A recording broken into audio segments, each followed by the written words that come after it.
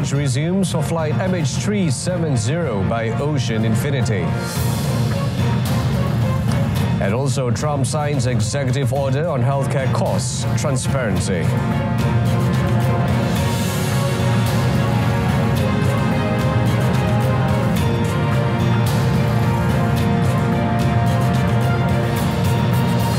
Good afternoon and Salam Malaysia Madani. Thanks for tuning in. I'm Brendan Lepong. The families of passengers and crew of Malaysia Airlines flight MH370, which vanished en route to Beijing almost 11 years ago, are following the fresh search on the mysterious disappearance of the aircraft via a dedicated webpage.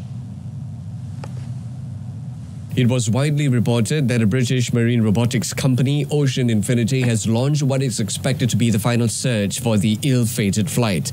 The MH370 family's Facebook page, in its latest post, shared the webpage for the families to track the search progress of Ocean Infinity's Armada 7806 ship. The ship's progress is updated at 30 minutes past every hour, with a time difference of 1 hour and 30 minutes. The search and search zones are also illustrated. This will work as long as the automatic identification system is available. On 8 March 2014, Malaysia Airlines flight MH370 carrying 239 people, comprising 227 passengers and 12 crew members, disappeared en route from Kuala Lumpur to Beijing. Since then, several countries have launched large-scale search operations in the southern Indian Ocean, but have found no wreckage. 6 babies have died from hypothermia in Gaza since Sunday. According to healthcare officials in the Strip, there will be more such deaths unless more aid enters the enclave.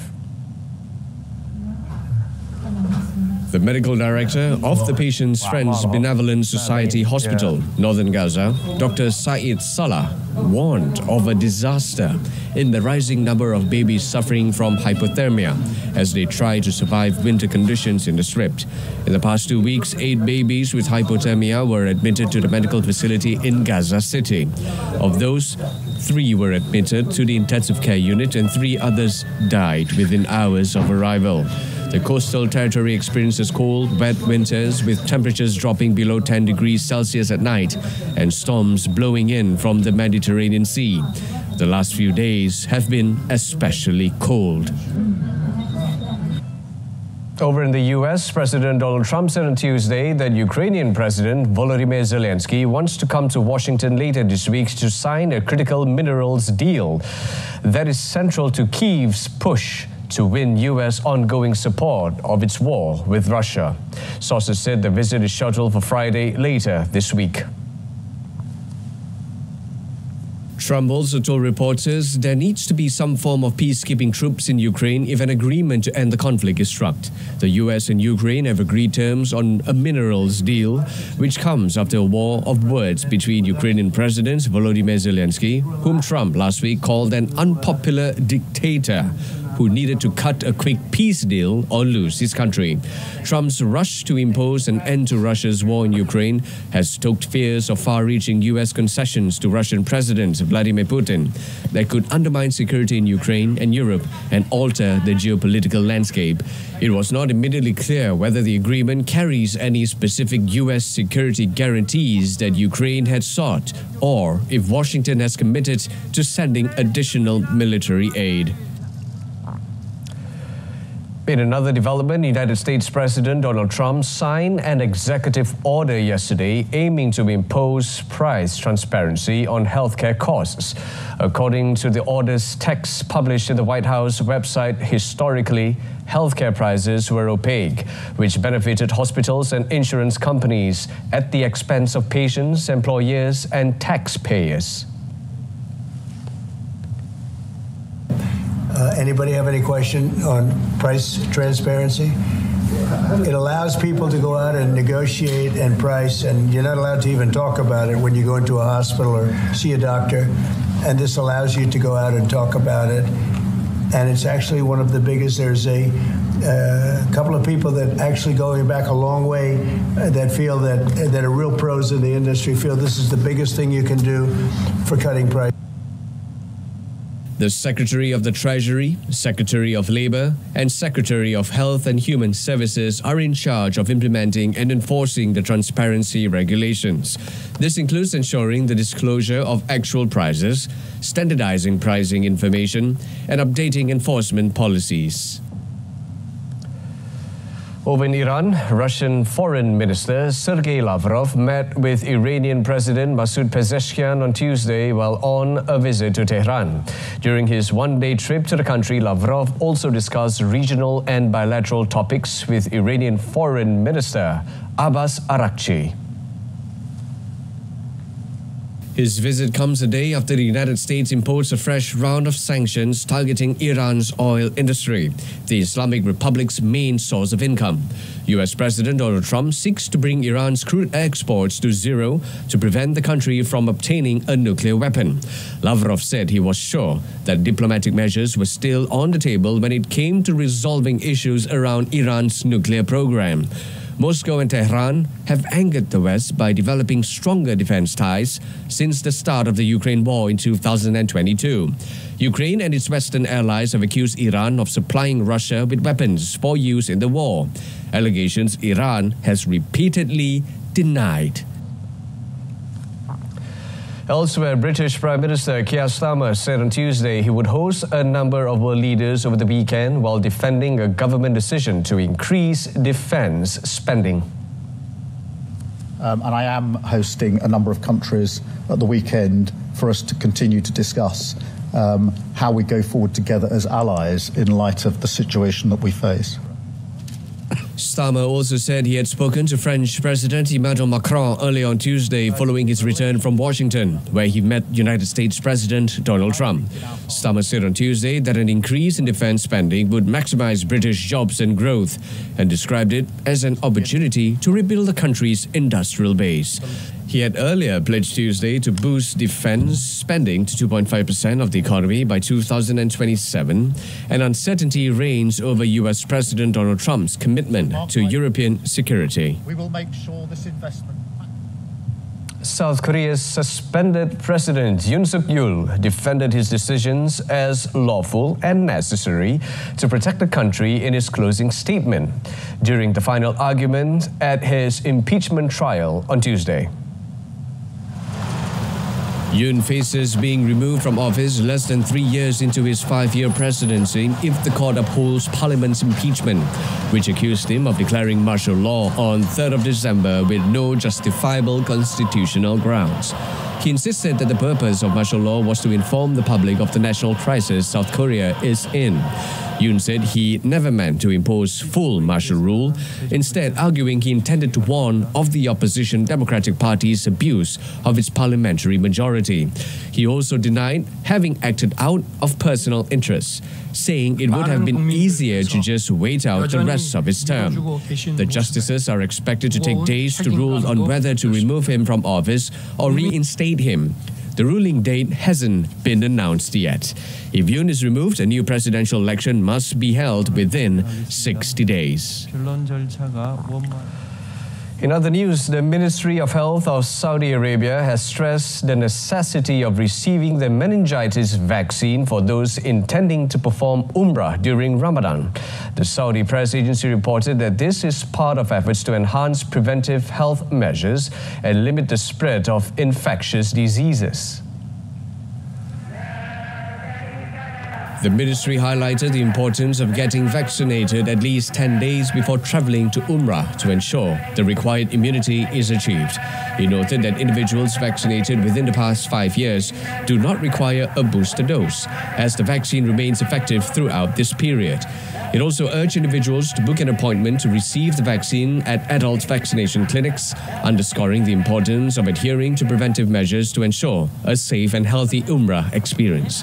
This directive aligns with the Ministry of Health's ongoing efforts to protect the health of Umrah performers, raise health awareness, and contribute to developing an integrated healthcare system that enhances the quality of life and improves the standard of healthcare services provided.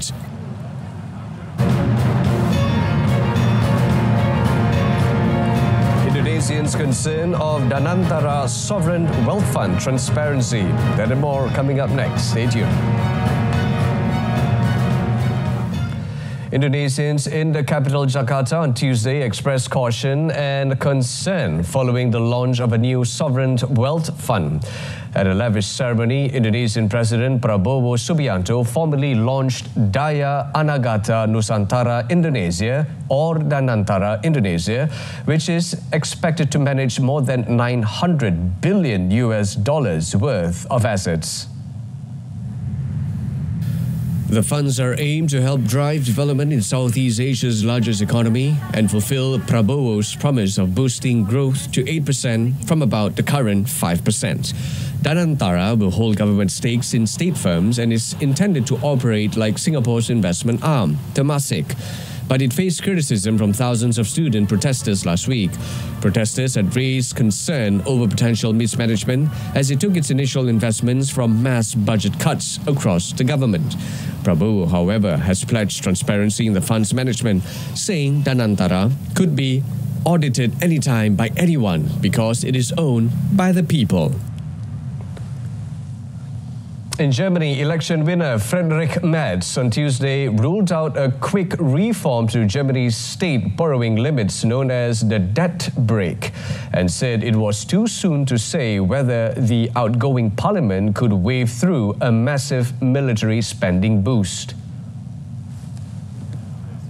Some investors and political parties are urging rapid reform of the debt brake to lift Europe's largest economy out of the doldrums and fund an overhaul of Germany's military that has found a new urgency with Donald Trump back in the White House. Merz's Conservatives won national elections on Sunday but fell short of a majority, facing tricky coalition talks and the prospect of an obstructive parliament after support for far-right and far-left parties surged. Germany is also considering a special fund for increased military spending, and a source in Merz's party said it could be hundreds of billions of euros. But when asked whether he could try to achieve this in the outgoing parliament, Merz said it is far too early to say anything, but added that it seems difficult at the moment. North Korean leader Kim Jong-un said the country has come a long way in building a powerful army, but weapons without ideology are simply ironware, as he stressed loyalty to some of its most elite military cohorts. Kim's remarks at the Kim Il-sung University of Politics come at a time of political uncertainties at home, with many of more than its 10,000 troops fighting for Russia against Ukraine reportedly suffering heavy loss. He added, as the Korean People's Army KPA aims to become the world's strongest military, the focus of the mission should be, quote, none other than the political, ideological, spiritual and moral advantages of the army, of the party and the people. Kim did not specifically mention the United States or South Korea in the speech, but has said the allies are responsible for raising regional tensions and vowed countermeasures, including building more nuclear weapons, despite US President Donald Trump saying that he would be reaching out to Kim. North Korea has also not formally acknowledged its military support for Russia in the Ukraine war. Armed gangs launched a fresh attack on Haiti's capital before dawn on Tuesday, killing residents in the Delma 30 neighborhood and causing more residents to flee as gangs continue to operate unchecked in the Caribbean nation. More than 1 million Haitians, close to 10% of the Caribbean's most populous country, have been internally displaced due to a years-long conflict in which well-funded and broadly allied armed gangs have expanded and cemented their control over much of the capital and surrounding areas. Local rights group RNDDH's program director, Rosie Augustusena, said her organization was not yet able to estimate a death count, but that there were reports of several people being killed or shot at, and several houses set on fire. Amnesty International estimates that more than 1 million children live in areas controlled by or under the influence of armed gangs in Haiti and condemned offenses committed against young people as, quote, human rights abuses. According to the United Nations, more than 5,600 people were killed in Haiti last year as a result of gang violence, and about 1,000 more than in 2023. At least 4 people died and 6 were injured yesterday after a collapse at a highway construction site in the South Korean city of Ansong. In the latest update, the fire authority said the accident took place around 9:49 a.m. local time when the steel structures supporting the highway bridge collapsed one after another after being hoisted into place by a crane. Acting President Choi Sang-mok called for the mobilization of all available personnel and resources to rescue any missing people and to ensure safety measures to prevent further damage. The Transport Ministry said it has dispatched a team of officials to the scene. Earlier, authorities said 3 people had died and later updated the figure to 4. United States-based coffee chain Starbucks has announced that they will be laying off 1,100 workers. The company's chief executive officer, Brian Nichols, said they are simplifying structure, removing layers and duplication, and creating smaller, more nimble teams. Nichols has promised to speed up service, enhance the mobile ordering experience and restore the company's former cafe atmosphere in store. Starbucks employed 16,000 corporate workers as of September. The company stated that staffers in manufacturing, distribution, warehousing and roasting, as well as cafe employees will not be impacted by the layoffs. The latest announcement from the American coffee chain comes amid a boycott of US-based foods in response to Washington's support for Israel during its genocidal war in Gaza, as Starbucks struggles with a string of quarterly sales declines. An apparent bomb attack in Colombia's Recife southwest wounded 17 people. The wounded include 3 children and 2 police officers amidst increasing apprehension regarding a fragile peace process. The governor of the Cauca department, Octavio Guzman, reported a device which was probably a bomb attached to a motorcycle exploded outside a police station in the town of Morales. A 7-year-old girl was hospitalized with serious injuries and 2 police officers required treatment. One of the victims injured in the attack said she can't hear and see well after the incident. She explained she was having lunch at a nearby restaurant when the explosion went off. Last week, 4 bomb attacks in 2 cities near Colombia's border with Venezuela injured 6 people, prompting officials to declare an overnight curfew. A Southwest Airlines flight was forced to abort a landing at Chicago Midway Airport yesterday and narrowly avoided a collision with a business jet that entered the runway without authorization. The Federal Aviation Administration said around 8:50 a.m., Southwest flight, a Boeing 737-800 arriving from Omaha, Nebraska, abruptly pulled up and flew over a Flexjet Challenger on the runway. The Southwest plane performed a go-around, a maneuver in which it circled and reapproached the landing. The part of the jet's maneuver was captured by Flight Radar 24. According to the tracking service, it had descended to an altitude of 50 feet when it abandoned its landing only about 2,050 feet away from the business jet. As it abruptly rose, the Southwest plane had only reached an altitude of 250 feet when it passed over the smaller aircraft. A large power outage struck vast swaths of Chile on Tuesday, interrupting mining operations in the world's biggest copper producer and leaving residents of Santiago without electricity.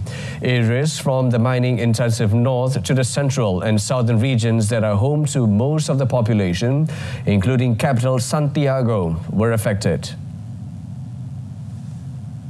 The power outage affected the country from the northern Arica and Parinacota region to the southern Los Lagos region, according to Chile's National Disaster Prevention and Response Service, SENAPRED, although no emergency situations have been reported. Street lights in the capital were not working, and the Santiago Metro, which transport millions of passengers, was also affected. SENAPRED added that electricity transmission companies are working on investigating the origins of the failure and restarting service. According to Chile's Interior Minister Carolina Toja, the outage was caused by a transmission line failure in the country's north, ruling out a cyber attack as a cause. Toja said that power should start coming back online in the coming hours.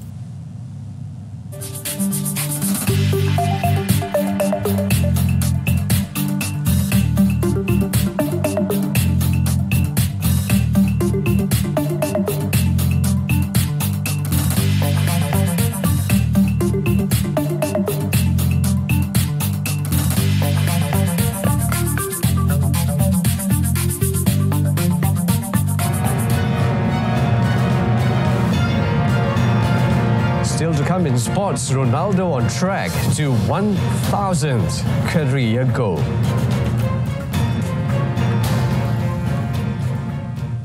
We begin our sports segment with updates on football. The Saudi Pro League, Cristiano Ronaldo and Sadio Mane were on the score sheet in a 2-0 win for Al Nassr away to Al Wehda on Tuesday.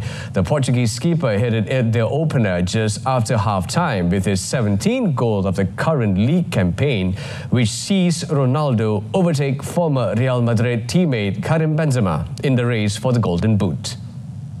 But now an opportunity for Ronaldo. The 40-year-old five-time Ballon d'Or winner is now just 75 short of amassing a tally of 1,000 official goals across his career.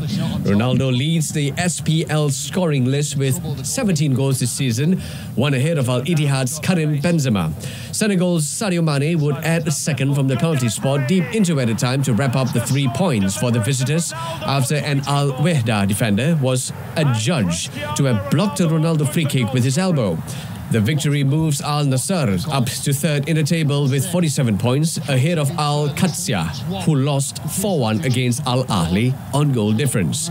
Al Wehda, meanwhile, sit rock bottom of the league with 13 points. Ronaldo said the team's focus is on both the SPL and AFC Champions League elite, where they face Esteghlal Tehran in the last 16 on Monday. Mane steps up. And in tennis, Marin Cilic upset Alex de Minaur 6-2, 3-6, 6-3 on Tuesday to knock out the second seed out of the Dubai Tennis Championships in the first round. The 2014 US Open winner hit 27 minutes to de Minaur's 9, with the Australian also racking up 32 1-4 errors to conclude a disappointing Middle East swing, having elected to play in Doha and Dubai rather than defend his Acapulco title for the third consecutive season. Cilic, who fell to world number 3 Carlos Alcaraz in the first round in Doha last week, crucially saved each of the 2 break points he faced in the third set against de Minaur. For the Croat, it is the first win against a top 10 ranked opponent since the 2022 French Open, and sees 36-year-old tour veteran improve his head-to-head record against de Minaur to 3 wins and 2 losses. Another Australian, Alexei Popyrin, awaits Cilic in the second round, having won back-to-back titles in Acapulco in 2023 to 2024 during this week of the season. De Minaur was competing in Dubai for the first time since 2022. Yet, the 26-year-old was unable to adjust to the windy conditions, hitting 32 1-4 errors and managing only 9 winners. In another upset, Contour Alice stunned third seed Andrei Rublev 3-6, 6-4, 7-6 in the first round of the Dubai Tennis Championships on Tuesday. The 28-year-old Frenchman fended off 83% of break points, including 5 straights at 5-all in the final set to deny the Russian. World number 9 Rublev was on a 5-match winning streak entering his Dubai opener, having won the Qatar Open on Saturday. On the other hand, Alice had never beaten a top 10 player in his career nor won a match at an ATP 500 event until yesterday. It was undoubtedly the biggest victory of Alice's professional career in a match where he dominated on serve with 18 aces to his opponent's 5. Alice's reward was knocking out the 2022 winner of the ATP 500 event in a second-round match against another former Dubai champion, Spain's Roberto Bautista Agut.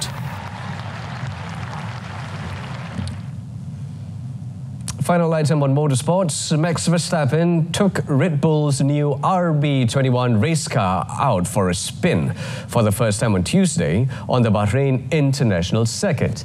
The four-time Formula One Drivers' Champion was followed out on the track by Liam Lawson, who replaced Sergio Checo Perez as the team's new number 2 at the end of last year. The RB21 is Red Bull's first new race car since the departure of star designer Adrian Newey to Aston Martin. Red Bull slips to third place in the 2024 Constructors' Championship behind McLaren and Ferrari after topping the podium the previous 2 seasons. However, Verstappen said Red Bull are confident they have made the right changes to their cars as he seeks a 5th consecutive drivers' title. If Verstappen becomes champion again, he will be only the second driver in F1 history to win 5 titles in a row after Michael Schumacher. Well, yeah, I mean, we know, of course, a few of the limitations that we had last year. So I think what is most important is that over the coming days, we'll try to see if that actually improved. You know, today it's not about that. It's just, for me, getting comfortable in the car a little bit, see if everything fits. And then, yeah, the next 3 days, hopefully we can learn a bit more about the car.